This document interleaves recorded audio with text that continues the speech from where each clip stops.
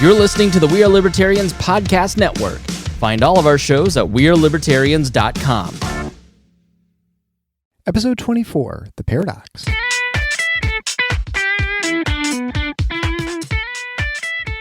Welcome to The Paradox with your attending, Dr. Eric Larson. He is a practicing anesthesiologist and clinical assistant professor at Michigan State University College of Human Medicine. Listen in as he takes you behind the scenes of what practicing medicine in today's ever-changing world is like with another doctor. The Paradox is a fun and accidentally informative show for physicians, patients, or anyone who has ever found themselves in a waiting room.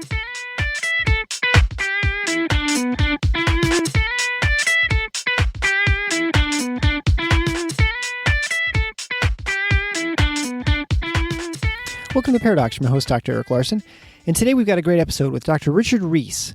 Dr. Reece is a retired pathologist who cut his teeth, so to speak, back in 1980 in Minneapolis, where he witnessed and wrote extensively about the industrialization of medicine, as he coined it at the time, where basically it was the emergence of the HMO markets, or health maintenance organizations, and these forever changed the landscape of medicine and how it was delivered, from once being primarily given by solo practitioners or very small hospitals, to suddenly large healthcare systems and corporations.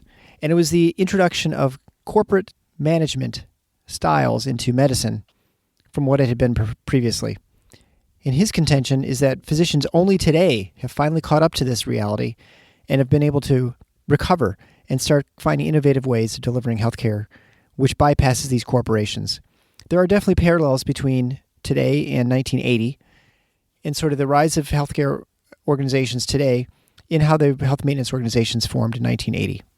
Anyway, we'll get into that, and we'll talk a little bit about the history of medicine back in the 1960s when Dr. Reece left medical school and finished his residency.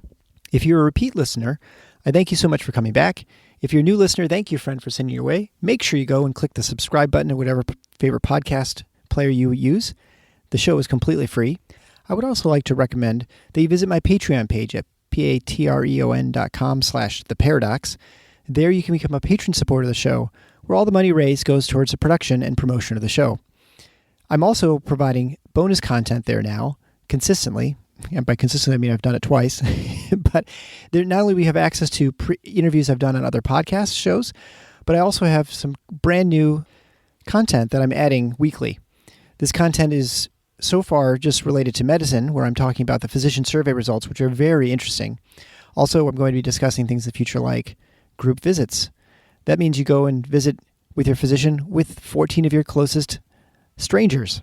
And as always, the show notes page at theparadox.com/024 will have all the links to resources we discussed during the show. These include most of Dr. Reece's books and some prior episodes we've done. However, the book that I discuss in the show, Who Shall Care for the Sick, which was released in 1988, which is a collection of Dr. Reece's essays and a few speeches he gave. I found the book through my favorite website for used books, abebooks.com. I'll provide a link for that just so you can look for other used gems that you might want to pick up that are out of print. And finally, one programming note. I'd always planned on doing episode 25 with my wife, Dr. Marcy Larson, who's a pediatrician. My intention was to have a fun episode where we kind of just answer listener questions or, just kind of goof around. That's obviously going to change as we're going to discuss the loss of our son Andrew in August. So it'll be an episode about grieving, I think, and sort of what it's like to try and practice medicine and kind of cope with things. We'll kind of see where the conversation goes, but I urge you to look forward to that show next week. But for now, let's listen to Dr. Reece and me talk about the history of healthcare, the rise of HMOs, and how this relates to today. Enjoy. Thank you. This is Eric Larson. I'm here with Dr. Richard Reece, who's a retired pathologist and is someone I sort of ran into on Twitter who had a lot of interesting insights into medicine today. And after getting back and forth a little bit with him, I learned that he's written extensively. He's written a number of books. And since he's been in practice and, now out of practice, you have a historical perspective on medicine that not many of my guests have had. And certainly I don't have. And so that's why I wanted to bring you on the show, because a lot of my audience, although a number of them are physicians, I always guess it's probably a third of physicians, a third are non-physicians, and a third are people who are familiar with physicians either as family members or close friends, and so that's why they sort of want to learn a little bit more about healthcare and medicine. And what I did was purchase one of your books, and it's not your most recent book. It's the one called "And Who Shall Care for the Sick," which I think you published in 1988, which is a collection of essays that you had written as an editor for one of the Minnesota medical journals. But I'd like to talk to you about the history of medicine and sort of where we are today and sort of your insights in that. So first of all, thank you so much for joining me. I appreciate it. Well, I finished Duke Medical School in 1960, and I finished my pathology residency at Hartford Hospital in Hartford, Connecticut in 1965, which is the year that Medicare and Medicaid were introduced and have flourished ever since. When they were introduced, President Lyndon Johnson said the cost would never exceed $9 billion by 1990, but instead by 1990 it was $100 million, and today it's something like 1.3 trillion. Yeah, and the government spends 60% of healthcare spending is by the government. I was fortunate enough to be in Minneapolis when United Healthcare and the HMO movement took off. In 1973, Paul Elwood, who is still alive at 91, who is called the father of the HMOs and coiner of the term Health Maintenance Organization, persuaded Richard Nixon to introduce the HMO Act, which required employers to offer HMOs as an option. And that opened the door basically for health plans. At that time in Hennepin County, Minnesota, which was Minneapolis, the doctors introduced a health plan, and it was subsequently taken over by an entrepreneur, an insurance man from Georgia, and converted into United Healthcare. Since then, United Healthcare has become the dominant health plan, or HMO, in America. And it was the first, to my mind, to recognize that healthcare was a national business opportunity. And they quickly seized upon that by going to all of the government employees and to teachers around the country and to introduce prepaid health care, which is another word for HMOs. right. And since then, it has flourished.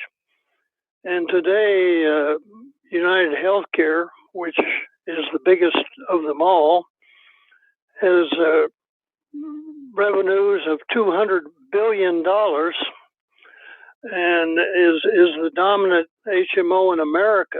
And part of the thing that sparked their growth was a contract they signed with AARP in 1998 for the purpose of selling supplemental Medicare plans. And today, United Healthcare is a giant in that industry. It has revenues, as I said, of over $200 million, with something like 270,000 employees nationwide. And the health plans have dominated the U.S. healthcare scene. And collectively, they have revenues of about $900 billion. My experience in Minneapolis was when the HMOs took over, I saw a power struggle evolving between doctors and HMOs, or health plans.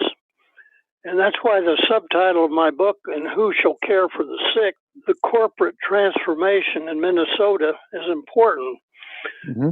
At that point, we had a transformation from private practice, really, to managed care. and managed care has won that power struggle. They're the dominant force in healthcare.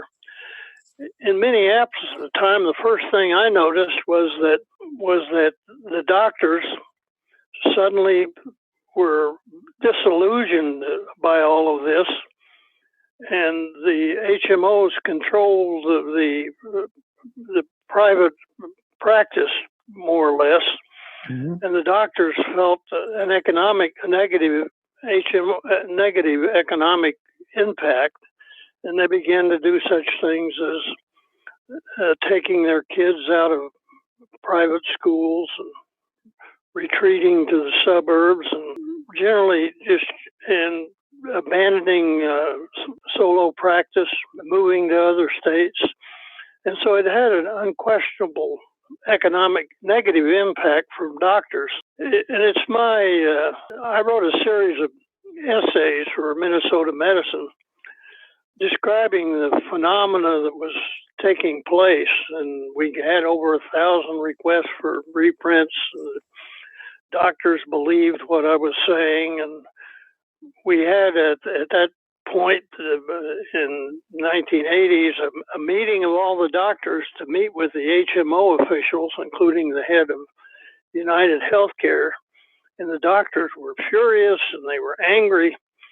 But as I wrote in one of my essays, they were finessed by the business community, which instead of talking about the impact of doctors, talked in managerial terms about risk and management and so forth. And the doctors didn't know the language of healthcare or the language of managed care. Business. And since then managed care has grown to be the major phenomena in U.S. healthcare. Doctors are just beginning to react to this, and that is one place you can read about this is through the work of the Physicians Foundation, which has done 5 biannual surveys of how doctors feel about what's happening, and they're demoralized and depressed, and they have a series of complaints about managed care. Their survey, which was just released, a national survey of physicians, indicates that their chief complaint is number one, electronic medical records, which they say distract from their relations with patients and take time away from the patients. Their second complaint is regulations, bureaucratic regulations. Their third complaint is loss of autonomy, and their fourth complaint is the malpractice burden they must bear. So the physicians as a group internationally, or not internationally, nationally, is one of depression, demoralization, and burnout.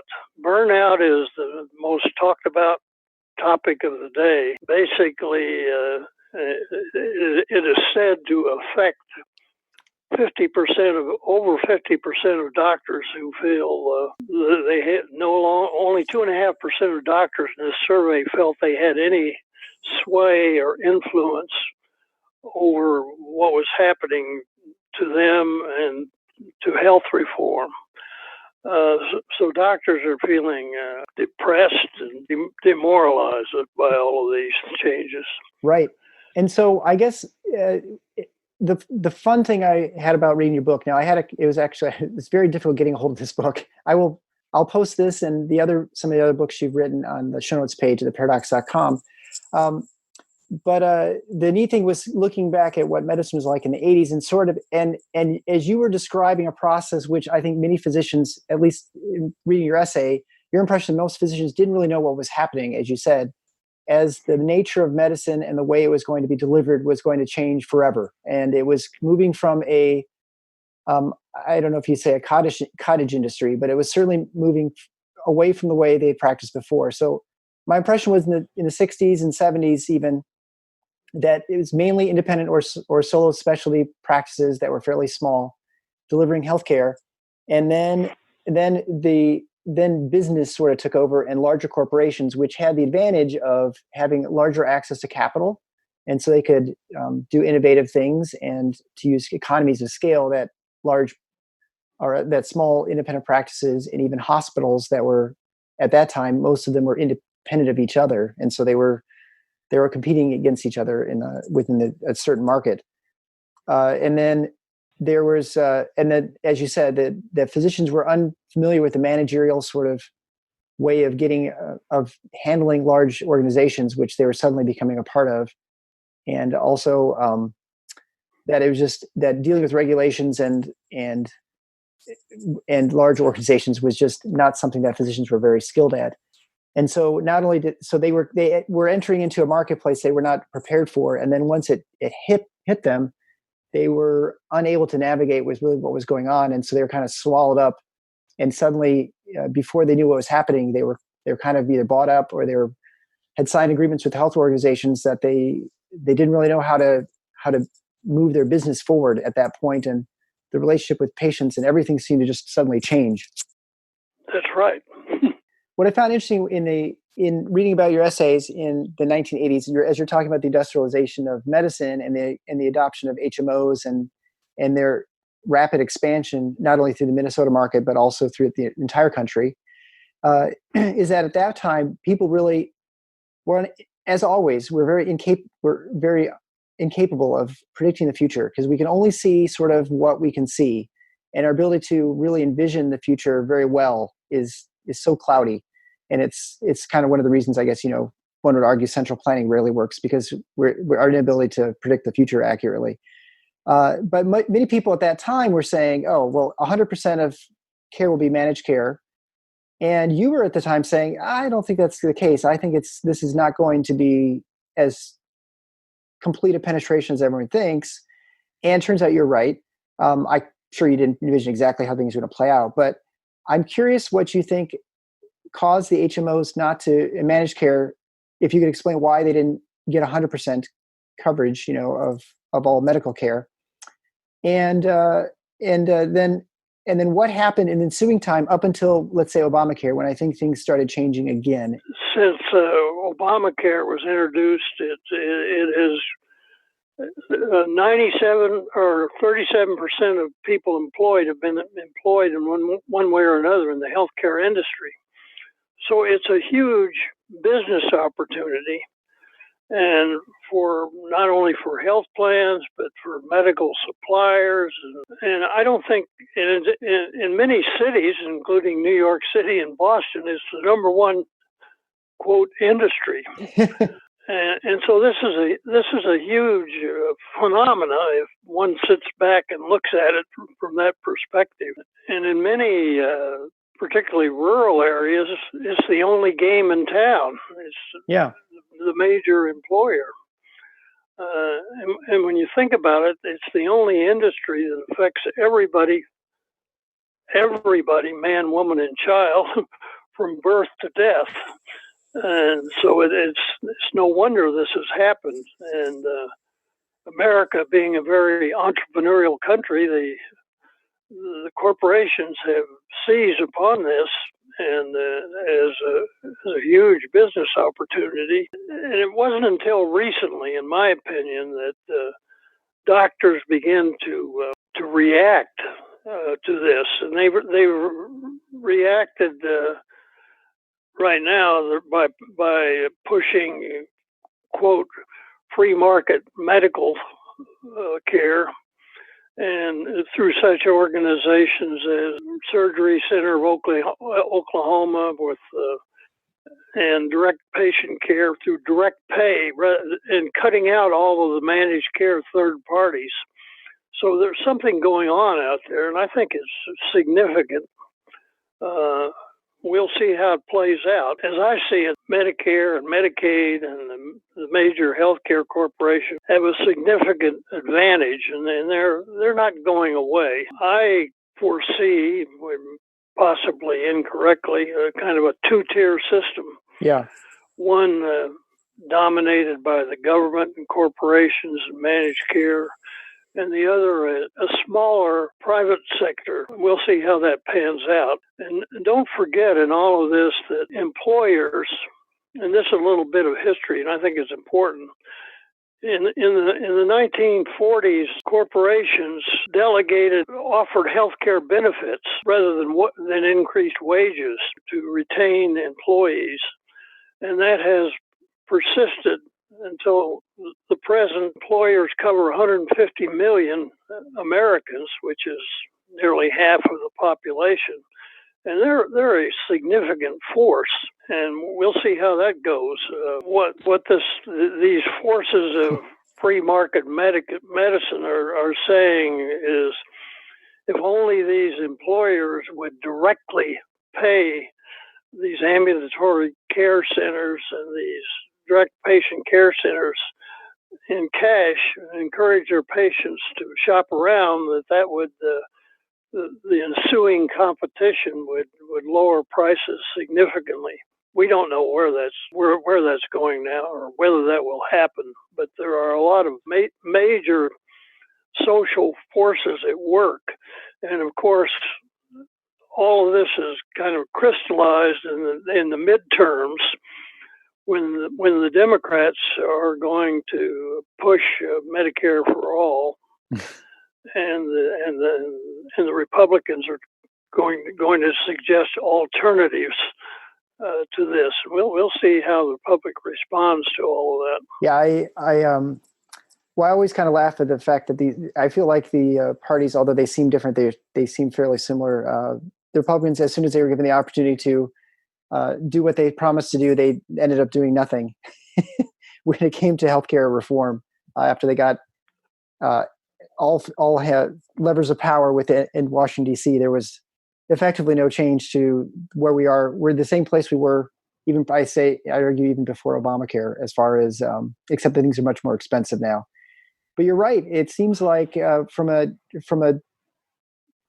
competitive standpoint, and it's certainly the way healthcare is being delivered, it does feel like there's a change occurring in the sense that physicians are recognizing that they have some power, where I think for the last 20 years before that, they felt fairly powerless in the sense that they could do anything to deliver care, outside of using a large institution or large healthcare system. But what I found interesting in your book is, as you're talking about the growth of the HMOs and the industrialization of the HMOs of medicine, a curious thing happens in the HMOs, which were people anticipated 100% market penetration and everyone would be at managed care. What happened is that it never happened. It was interesting because you predicted that in one of your in the mid 80s, when everyone was sort of doom and gloom in the medicine field that everything's going to be managed care. You saw that wasn't going to happen. Well, I think the original vision of the HMOs was to kind of control the primary care market, so to reduce referrals to hospitals and to kind of control the system from below. But as it turns out, America is not that kind of country. America is a country that believes in specialists. And you've got to remember that 3 out of every 4 doctors is a specialist, and people go to specialists to get their problems solved, their big problems. And so that was one factor that didn't play into this scenario. Another factor to me was that this is a very diverse country, and different sections of the country have different visions of the way things ought to be. Take Kaiser Permanente. Kaiser Permanente's vision is that we're going to have a vertically integrated system from the top down, with one company in control of the health plans and the doctors and the hospitals. And that works in California, and it has worked since 1945 or so. And that's one vision. Other visions are separate, integrated hospital systems, such as, or some controlled by doctors, like the Mayo Clinic, with people on salary, with physicians on salary. That's another vision. Another vision is particularly in the Southwest and the South is that doctors will remain independent and will be the dominant players in the system. Well, these various scenarios are sometimes in a clash all by themselves, and it hasn't worked out that way. And now we have a new phenomenon, and that's the doctors and the hospitals at odds with each other. Another problem, and Peter Drucker, the famous father of management, says that healthcare is a two-headed monster. The hospitals are one head, and they're professionals that know how to manage large groups of people. And the other head are the doctors who know how to manage one patient at a time. They both have their expertise and both are important, but inevitably differences emerge and it becomes a problem keeping this all together. So those are some of the things that have. And then there's the vision of America. America is basically an idea that freedom is important and it's a bottom-up society, and people will make their voters will make their wishes known. And in 2005, I wrote a book called Practical Health Reform. And towards the end of that book, I ended it with the American Creed. The American Creed is that there are three aspects to the American Creed. One is that the government that governs least governs best. The second part of the creed is majority rules. And the third is equal opportunity for everybody. And it's hard to satisfy all of those parts of the American Creed in one stroke. So we're a very diverse country, divided by different health systems, divided by different belief systems among doctors and the corporate world, which I call a chasm in thinking. So things don't necessarily go smoothly, as we have just demonstrated with the Kavanaugh nomination. Right. We're in the midst of that right now. And I think to your point, I think it's interesting. I actually been binging on a podcast about the American Revolution, and it was very interesting listening to the different colonies and as they're coming up to the Revolutionary War, and they were all very culturally, they're all very different. Their origins, the people who settled there, the way they govern themselves. Right. And now we have a country of 400 million people. It's kind of ludicrous to think that you could have one governing philosophy or one way, one culture really that would grab everybody in this country. I mean, I know that when I visit the East Coast or the West Coast or the Southwest, it seems like it's not a totally different country, but it feels like a very different place than where I'm from in the Midwest. And so it's, as you say, that even going on the other side of the state here in Michigan, it's a different culture as well. So it's maybe hubris to think that you could come up with any sort of policy in DC that would then coordinate care throughout the entire country, because it is so large and so different. Well, it is. I think the ultimate solution to me may be a two-tier system, one dominated by government through Medicare and Medicaid and children's health plans, and one dominated by the private sector, more entrepreneurial, more choice, and so forth. I do not think there's any universal, homogeneous, one-size-fits-all solution to this. I think that's naive to think that way. Well, and getting back a little bit to the HMOs and how they change, I look at the healthcare landscape now since Obamacare is enacted in, was it 2009? Or 2010, I guess.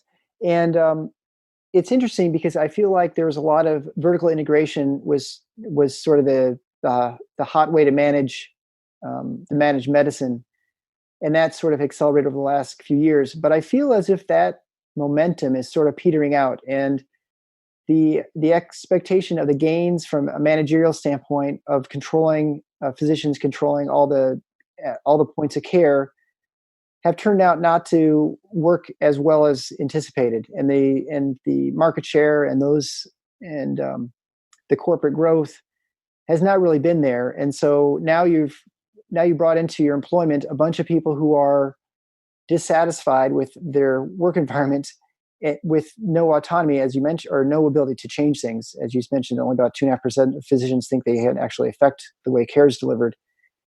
And so I feel like it is changing. And certainly as you see physicians bailing out and going to direct primary care, you see more independent surgical centers opening up.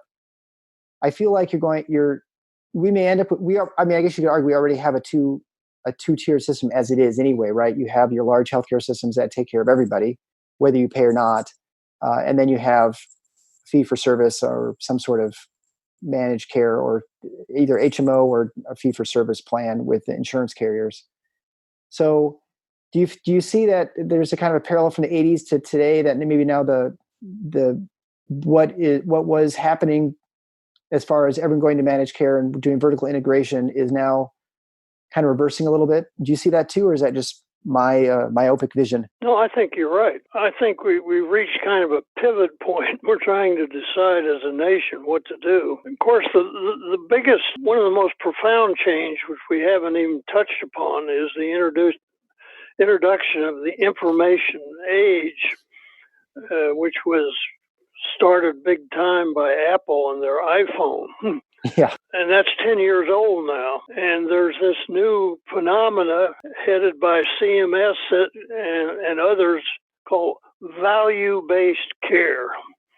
And the thinking there is, if we only base everything on data and study the data, we will arrive at an objective solution to everything, because of the massive amount of data and the algorithms to parse it and so forth. I'm skeptical about that as a solution, but that's at work right now. It's something to watch, and people look upon the thinking is that doctors left on their own will be greedy and generate volume and income. That we can overcome this by studying the data and seeing what works best, but that hasn't worked out. That isn't working out too well. And here we're talking about accountable care organizations, where right, supposedly everybody will work in sweet harmony and share the risk and divide up the leftover profits among themselves. And I think that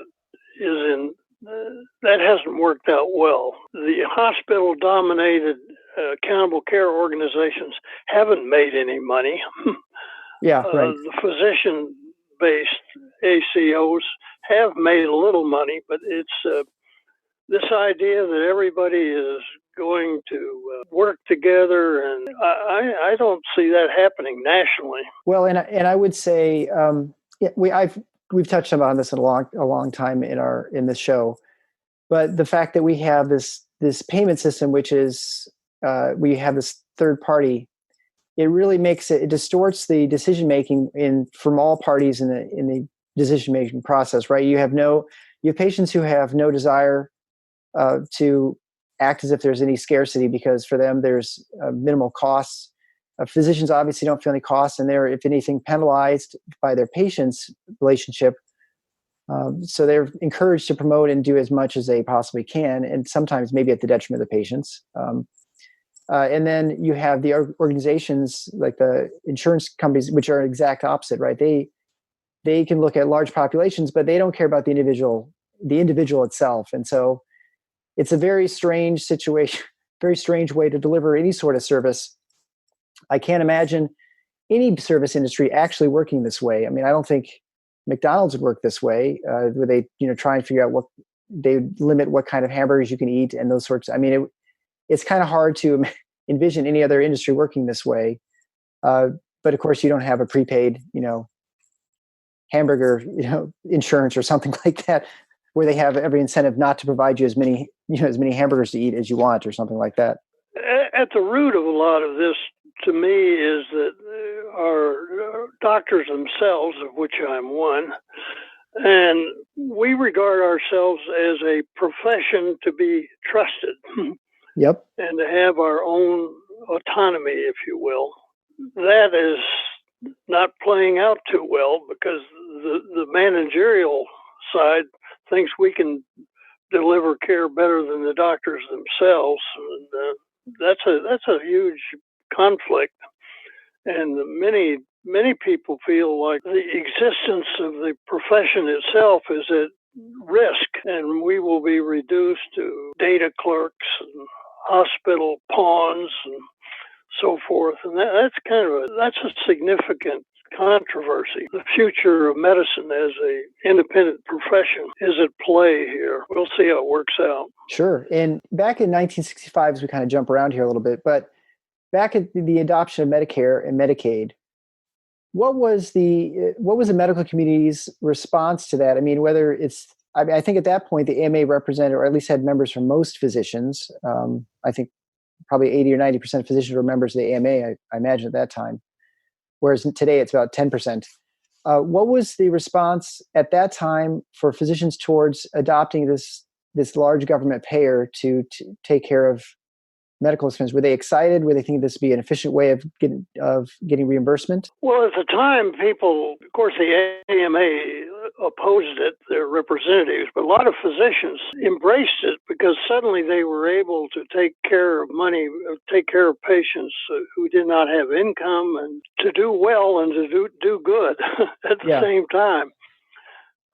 But the consequence of that was that suddenly healthcare costs became a major issue, and that led to that 1973 HMO Act, in which President Nixon tried to constrain healthcare inflation. So the goal with Nixon was to try and control costs, right? So because now the government was, before that, no one really cared in some sense because it was all in the private sector, and so as much as it costs is just what it costs, and it would not in some way, it doesn't affect the public coffers. I think another factor frequently overlooked is the rise of technology. A lot of studies show that accounts for 1/2 to 2/3 of the increase in cost.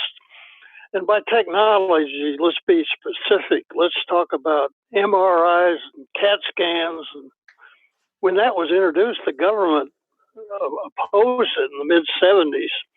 But suddenly it took off because the technology was superior. The neurosurgeons could suddenly see what was going on inside the brain, and the orthopedic surgeons saw what was going on inside the joints, and the general surgeons could scan the abdomen to see what was happening inside the body. So this technology expanded dramatically. And today, a great number of the people who enter emergency rooms get a CAT scan and get or an MRI.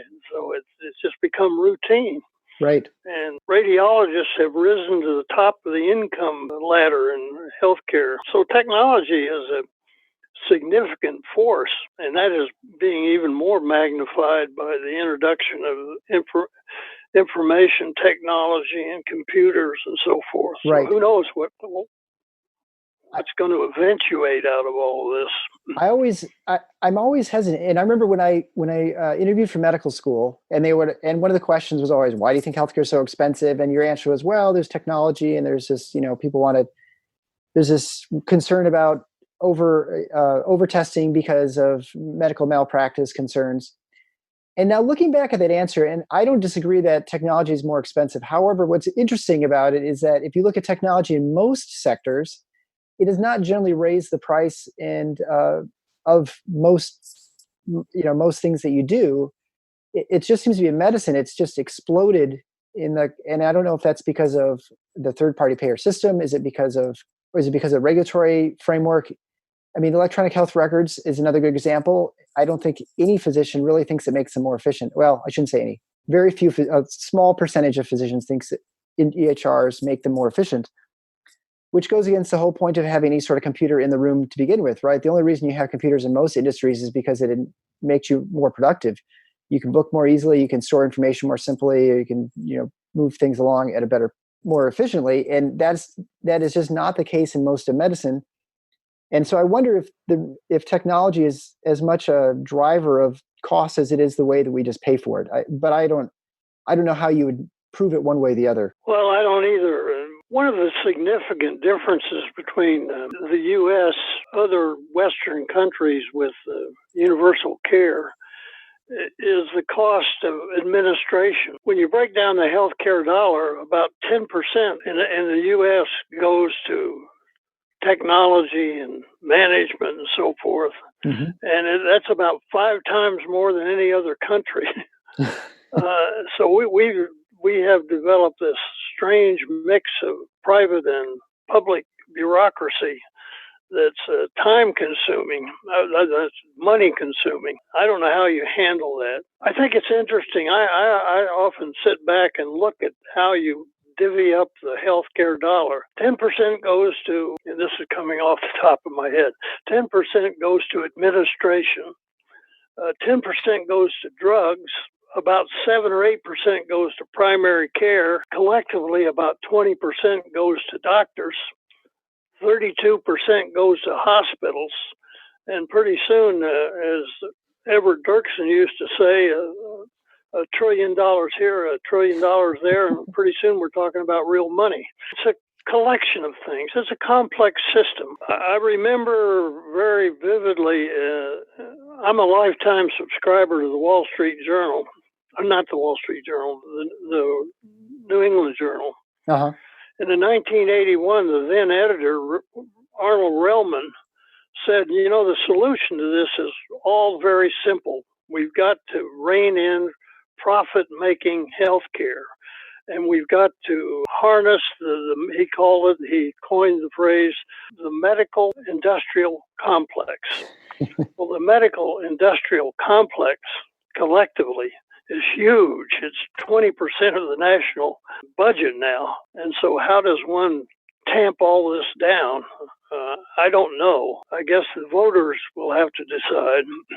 Yeah, the voters or ultimately, I guess, whoever's paying for the care at the end, which, I mean, it's partially the voters, but I look at the landscape now and I look at direct primary care, for instance. I look at these independent surgical centers, which, you were talking about the introduction of them in the 1980s, and now, of course, they're ubiquitous. They're all over the place, as are urgent care centers. And I feel like as things become more expensive, as far from a premium standpoint with health insurance, that now for the first time, certainly in my lifetime, but in anyone's lifetime almost, that patients are becoming cost sensitive where they just weren't before. I mean, I guess they would be sensitive in the sense of how much they pay for premiums maybe at some point, but now they're actually finding out the point of care how expensive things are because they're responsible for that laboratory, that imaging, that office visit.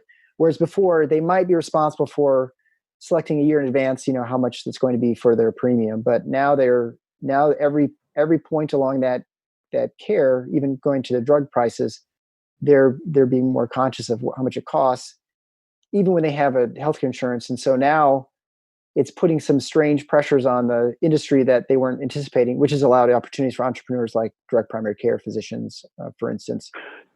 Which brings up the political solution to this.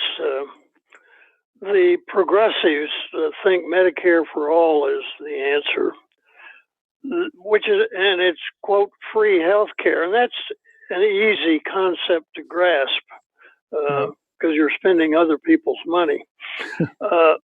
The Republican solution is very hard to explain. Their solution is to have the employers give health savings accounts to put money aside for a rainy day on the part of the employers, for the employees to appreciate that and to shop around for care because they're now price sensitive, and to cover this the problem of serious illness with catastrophic coverage. So it's some combination of health savings accounts and catastrophic coverage for those who are seriously ill. But that's a hard concept to articulate and for the public to understand. So right. Who knows who's going to win the battle for the minds of voters?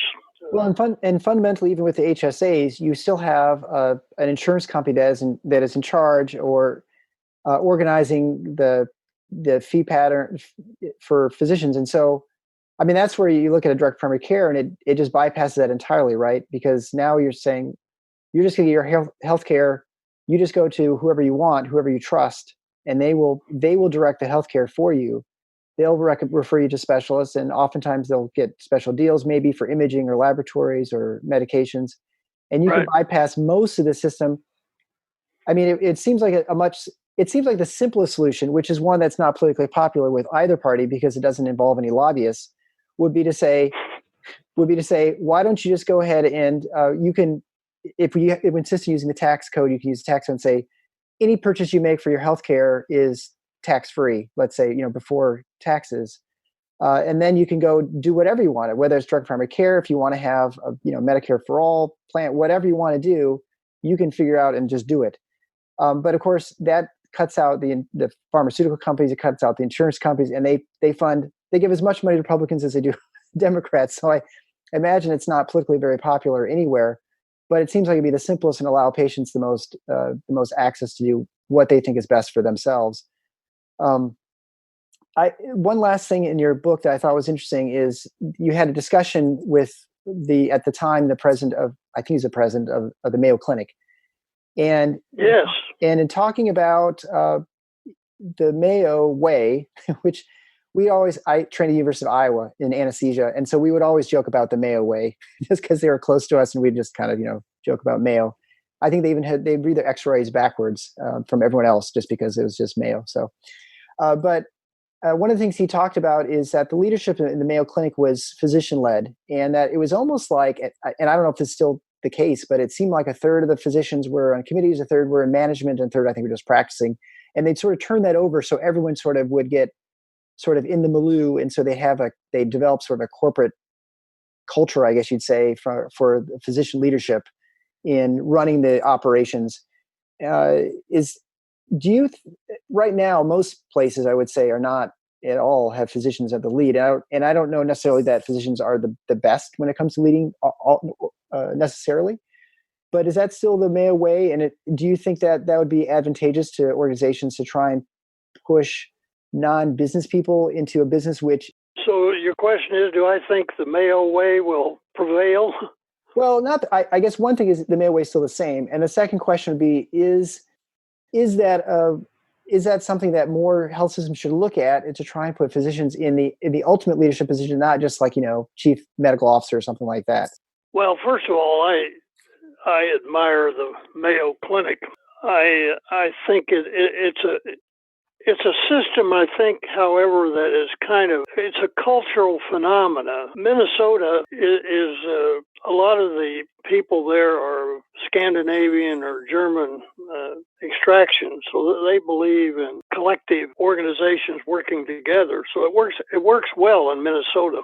Mm-hmm. I'm not sure that is going to be the dominant mode throughout the country. Paul Elwood, going back to him, predicted in the 70s that we'll have 10 big organizations like Kaiser and Mayo and these other large organizations running the whole system. I just don't believe it's going to happen that way. They'll run a large part of it, but not all of it. Yeah, I tend to agree, and I think this is the problem. This is the human fallibility when it comes to predicting the future. I think we can only see what we can see. We can extract out what maybe take what we have today and make it bigger or different. But to envision entirely new systems or new innovations, we're totally incapable of performing that. I know it wasn't that long ago that, but 15, 20 years ago, no one could envision Microsoft not having a large stranglehold on the personal computer market or the software market, right? Or IBM. Right. And I know today everyone thinks, well, Google's just such a huge leader. There's no way anyone's going to have a search engine that's better. Well, I'd remind you that it was Yahoo at one point. And it seems to be when it comes to corporations, corporations are bound and determined to maintain growth. And if they stop getting growth, they lose, they have problems with shareholders and the share price. And so once you get to a certain market penetration, you have to move to other fields. And as you do that, then you start to lose your unique specialization and the things that made you successful. And so I wonder now, seeing Amazon getting into the healthcare business, getting into the grocery business, that you're starting to see perhaps the beginning of the end of Amazon, even though it looks like they are a dominant player. Thank you for talking to me. And thank you so much. It was a pleasure.